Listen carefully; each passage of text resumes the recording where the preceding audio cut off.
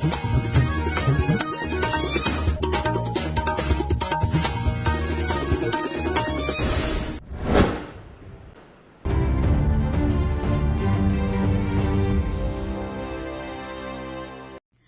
के मुख्य समाचार। मुख्यमंत्री सुखविंदर सिंह सुक्खू ने प्रदेश को कर्ज के जाल में फंसाने के लिए पूर्व भाजपा सरकार को ठहराया जिम्मेदार। राज्य सरकार ने विधायकों की ऐच्छिक निधि को 1 लाख रुपए बढ़ाने और करुणामूलक आधार पर नौकरी के लिए नीति लाने की घोषणा की। वित्त वर्ष 2025-26 के बजट पर चर्चा के जवाब से असंतुष्ट विपक्षी दल भाजपा ने सदन से किया वॉकआउट। और उप मुख्यमंत्री मुकेश अग्निहोत्री ने कहा, जरूरत व मांग के हिसाब से नए संस्थान खोलेगी सरकार। अब समाचार विस्तार से। मुख्यमंत्री सुखविंदर सिंह सुक्खू ने हिमाचल प्रदेश को कर्ज के जाल में फंसाने के लिए पूर्व भाजपा सरकार को जिम्मेदार ठहराया है। शिमला में चल रहे विधानसभा के बजट सत्र के दौरान हिमाचल प्रदेश के वित्तीय वर्ष 2025-26 के आम बजट पर हुई चर्चा का जवाब देते हुए आज मुख्यमंत्री ने ये बात कही।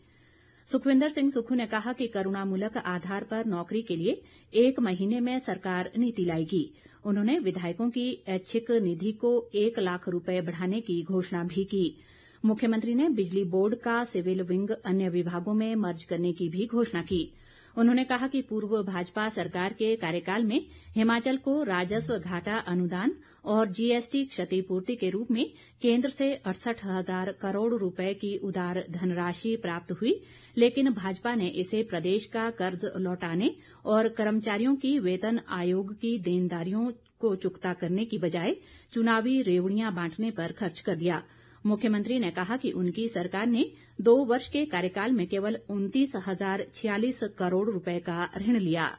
पिछली सरकार द्वारा 2018 से वर्ष 2022 के दौरान सभी स्रोतों से 40,722 करोड़ रुपए के कुल ऋण उठाए। इस ऋण का ब्याज भुगतान और मूल वापसी हमारी सरकार को करनी पड़ रही है। हमारी सरकार द्वारा लिए गए 29,046 करोड़ रुपए में से 12,266 करोड़ रुपए का ब्याज और 8,087 करोड़ रुपए का मूल वापिस लिया और हमारे पास केवल 8,693 करोड़ रुपए की विकास कार्यों के लिए शेष बचे हैं। इस पर अभी तक हमने सिर्फ 29,000 करोड़ रुपए का लोन लेके 20,353 करोड़ रुपया जो ब्याज और मूलधन पर खर्च किए हैं।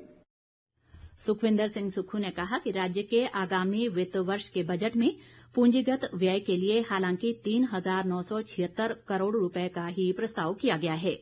उन्होंने कहा कि आय के अतिरिक्त संसाधन जुटने पर ये राशि बढ़ाई जाएगी और साल के अंत तक प्रदेश में पूंजीगत खर्चों पर 5,000 करोड़ रुपए से अधिक की राशि खर्च की जाएगी। मुख्यमंत्री ने कहा कि पूर्व भाजपा सरकार ने 5 साल में 40,352 करोड़ रुपए का कर्ज लेने के बावजूद प्रदेश के कर्मचारियों और पेंशनरों को वेतन आयोग की सिफारिशों के अनुसार उनका एरियर नहीं दिया। मुख्यमंत्री ने कहा कि आरडीजी को कम करने और ऋण जुटाने की सीमा को सीमित करने के कारण प्रदेश को 3,000 करोड़ रुपए का नुकसान हुआ है। इसलिए बजट आकार में आगामी वित्त वर्ष के लिए ज्यादा वृद्धि नहीं हुई है।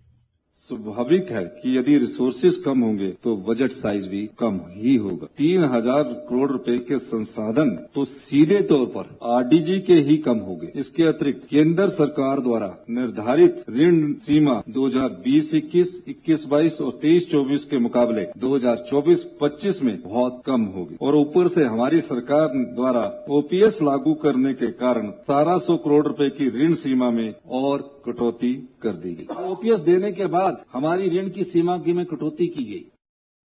मुख्यमंत्री ने कहा कि पूर्व भाजपा सरकार को 5 साल में आरडीजी और जीएसटी मुआवजे के रूप में 68,000 करोड़ रुपए जबकि 11,000 करोड़ रुपए कोरोना के कारण आई मंदी को देखते हुए 15वें वित्त आयोग की सिफारिश पर मिले। इसके बावजूद पूर्व सरकार ने प्रदेश सरकार की देनदारियों को चुकता नहीं किया। मुख्यमंत्री ने दावा किया कि उनकी सरकार ने बीते 2 वर्षों में सुशासन पर जोर दिया है और संसाधन जुटाने और फिजूल खर्ची को भी कम किया है। इस बीच मुख्यमंत्री सुखविंदर सिंह सुक्खू सदन में जब बजट पर हुई चर्चा का जवाब दे रहे थे तो विपक्ष ने मुख्यमंत्री द्वारा कर्ज उठाने को लेकर दिए गए आंकड़ों का विरोध किया। नेता प्रतिपक्ष जयराम ठाकुर इस दौरान अपनी सीट पर खड़े हो गए और अपना पक्ष रखने की बात करने लगे, लेकिन विधानसभा अध्यक्ष ने इसकी इजाजत नहीं दी। इस पर पूरा विपक्ष ही अपनी सीटों पर खड़ा हो गया और कुछ देर के हंगामे व नारेबाजी के बाद सदन से उठकर बाहर चला गया। वॉकआउट के बाद जयराम ठाकुर ने पत्रकारों से बातचीत में कहा कि मुख्यमंत्री हर समय झूठ बोलते हैं।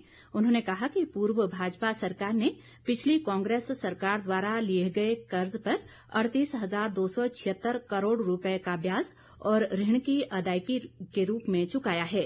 बावजूद इसके प्रदेश का विकास नहीं रुकने दिया। जयराम ठाकुर ने कहा कि मुख्यमंत्री अपनी विफलताओं को छुपाने के लिए केंद्र और पूर्व भाजपा सरकार पर आरोप लगा रहे हैं।